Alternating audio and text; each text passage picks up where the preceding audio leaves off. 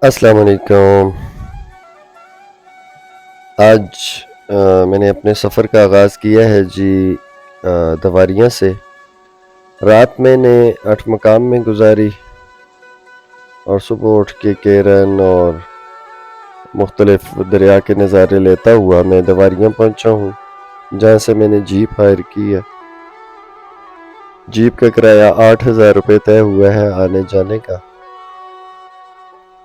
اور یہ دواریاں سے رتی گلی بیس کیمپ کا بیسیکلی جو ڈسٹنس ہے یہ 18 کلومیٹر ہے، لیکن یہ 18 کلومیٹر ایسے ہیں کہ یہ آپ کے سفر کو یادگار بنا دیتے ہیں۔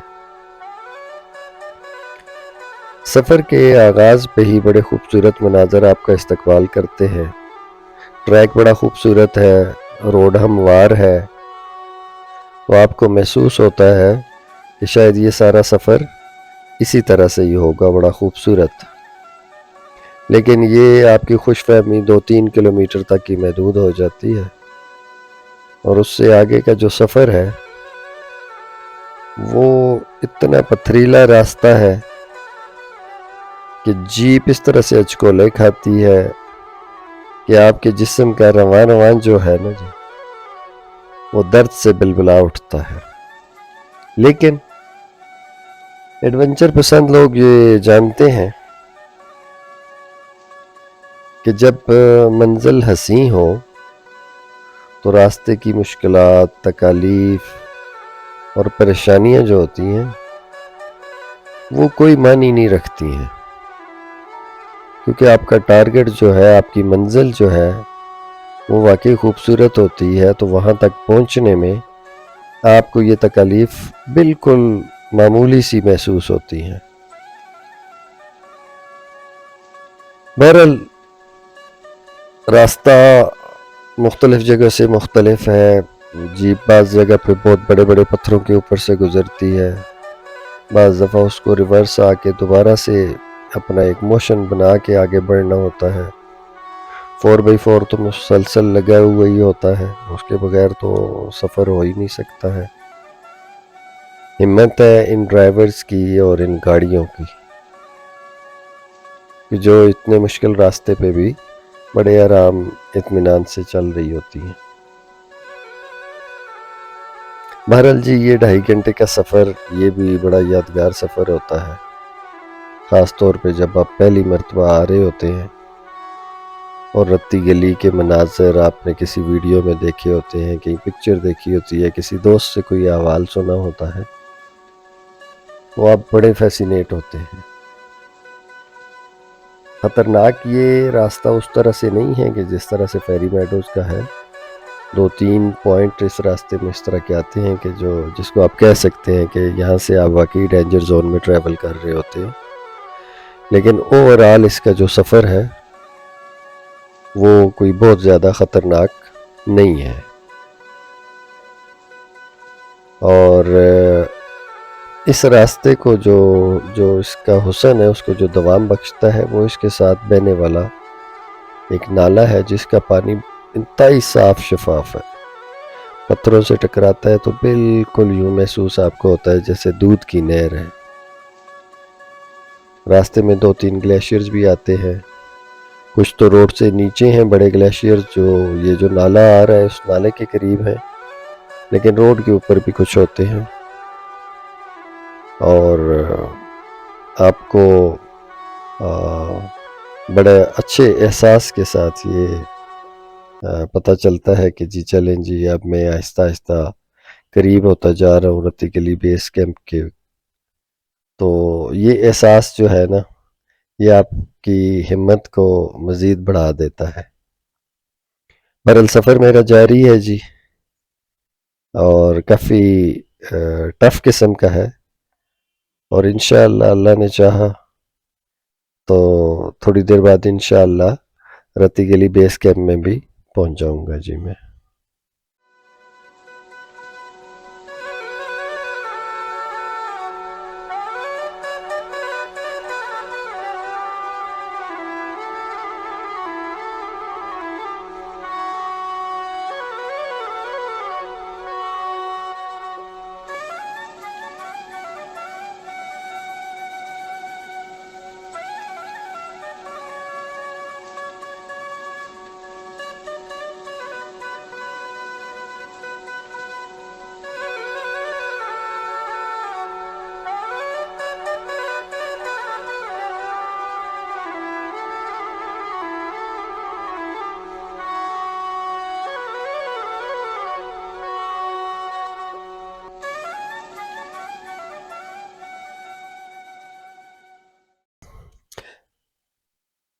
الحمدللہ جی، میں اس وقت جو ہے وہ بیس کیمپ پہ پہنچ گیا ہوں. یہاں سے آگے کوئی 40 منٹس کی ہائیکنگ ہے. ساری جیپس یہیں پہ کھڑی ہوتی ہیں اور پھر آگے آپ کو اپنے سفر کا آغاز کرنا ہے. آپ ٹریکنگ کر کے بھی جا سکتے ہیں، اور اگر آپ خچر وغیرہ لینا چاہیں، گھوڑا لینا چاہیں، تو 1500 2000 تک کی رینج میں آپ کو وہ لے کے جاتا ہے اور پھر واپس لے کے بھی آتا ہے. بہرحال ہم نے فیصلہ کیا کہ ہم پیدل سفر کا آغاز کریں گے. شروع میں اس پہ بھی تھوڑا سا جیپیبل ایک طرح سے ٹریک بنایا گیا ہے. جیپس وغیرہ تو نہیں جاتی ہیں، لیکن بہرحال آپ کو چلنے میں بڑی آسانی ہوتی ہے. آہستہ آہستہ چڑھائی ہے. اور سائڈ پہ یہ ایک منظر ہے جی، جو رتی گلی جھیل سے پانی کا آؤٹ فلو ہے، اس نے ایک چھوٹی سی جھیل جو ہے نا وہ بنا دی ہے. یہ بھی اس میں سائز میں چھوٹی ہے، لیکن اس جھیل میں جو پانی رتی گلی سے گر کے آ رہا ہے، اس نے اس منظر کو بڑا حسین بنایا ہوا ہے.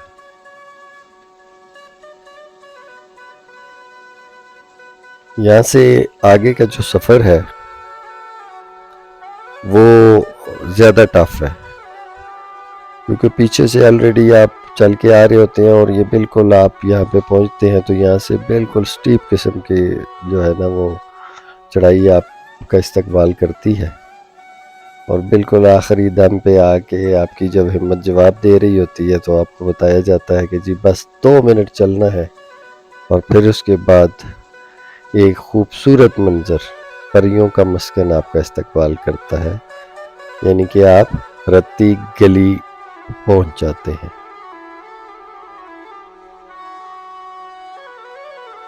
ویڈیو کے یہ مناظر جو آپ دیکھ رہے ہیں یہ اکتوبر کے مہینے کے ہیں.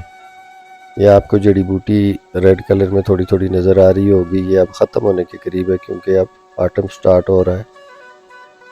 اور گھاس جو سبزہ جو ہوتا ہے اس کے گرد، وہ بھی اپنا ٹائم پورا کر چکا ہے.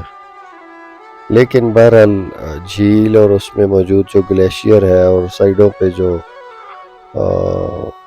پہاڑ ہے سخت، ان پہ جو برف موجود ہوتی ہے وہ آپ کے دل کو خوش رکھتی ہے.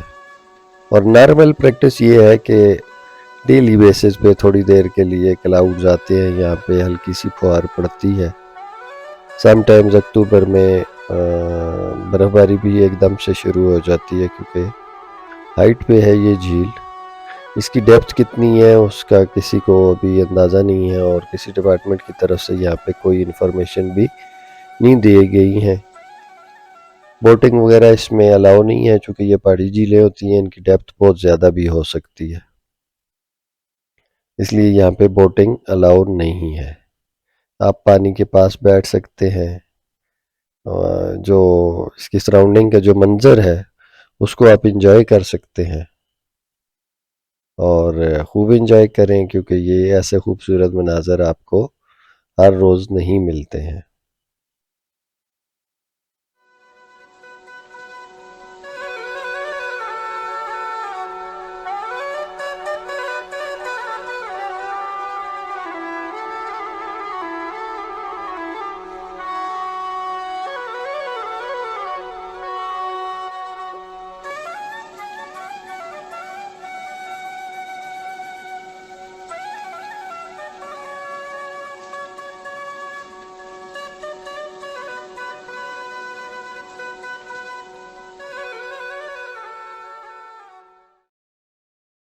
یہ کچھ مناظر جو ابھی آپ دیکھ رہے ہیں جی، یہ جولائی اور اگست کے ہیں، جب یہ ایریا سائڈ کے جو پہاڑ ہیں یہ لش گرین ہوتے ہیں اور برف ابھی زیادہ تعداد میں موجود ہوتی ہے. گلیشیئر جو ہوتا ہے وہ جھیل کے اندر کافی آگے تک آیا ہوا ہوتا ہے.